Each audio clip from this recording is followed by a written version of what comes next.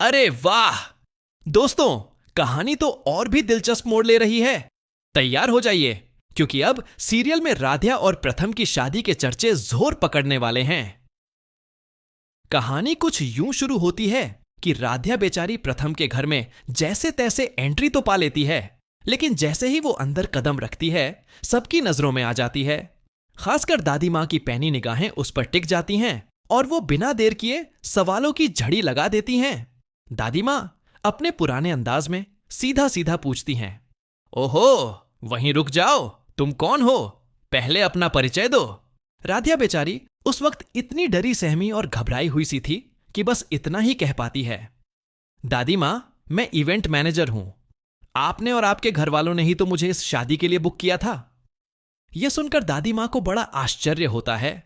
वो मन ही मन सोचती हैं, अरे ये लड़की तो किसी भी एंगल से इवेंट मैनेजर नहीं लग रही। कहीं ये मेरी पोती की इतनी धूमधाम से होने वाली शादी ही ना बिगाड़ दे। बस फिर क्या था, दादी माँ बिना सोचे समझे फौरन राध्या को मना कर देती हैं और उसे साफ साफ घर से चले जाने को कह देती हैं।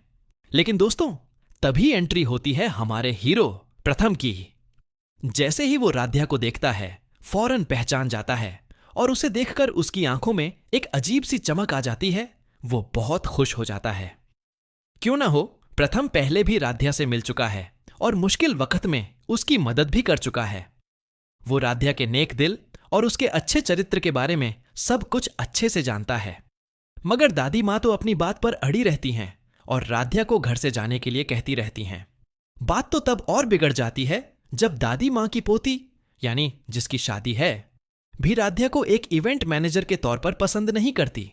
उसे लगता है कि ये लड़की कोई काम ढंग से कर ही नहीं सकती, बस बातों की धनी है। लेकिन फिर प्रथम अपनी सूझबूझ से बीच में आता है और दादी माँ को समझाता है, जिसके कहने पर दादी माँ राध्या को रुकने देती हैं। यह सुनकर राध्या की खुशी का तो ठिकाना ही नहीं रहता। उसकी आंखें चमक उठती हैं और वो इतनी खुश होती है कि प्रथम को दिल से थैंक यू कहना चाहती है।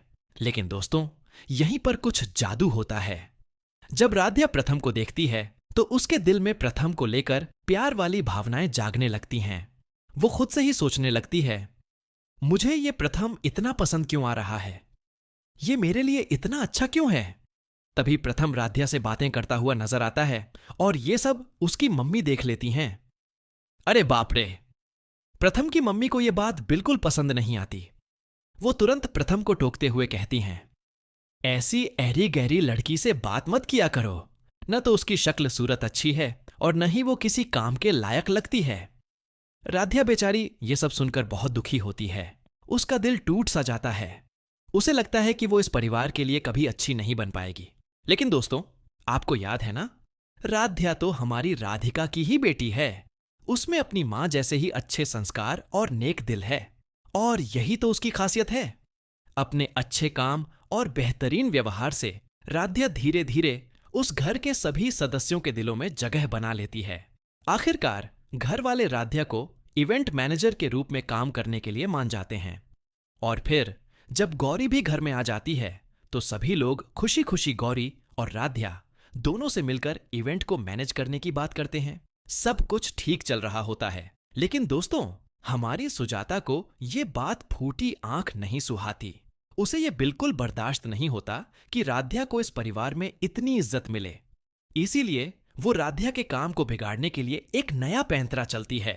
वो मित्तल हाउस में अपना भेस बदलकर चली जाती है। जी हां दोस्तों, सुजाता अपने कारनामों से कभी बाज नहीं आएगी।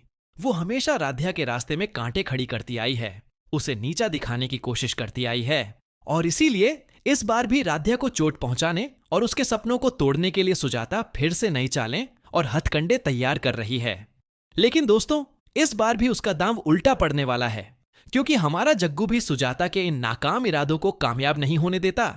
वो सही वक्त पर राध्या को बचा लेता है, उसकी नौकरी जाने से बचा लेता है।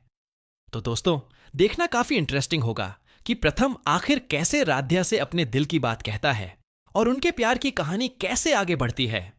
अगर आप भी चाहते हैं कि इस एपिसोड में जल्द से जल्द राध्या और प्रथम की शादी हो जा,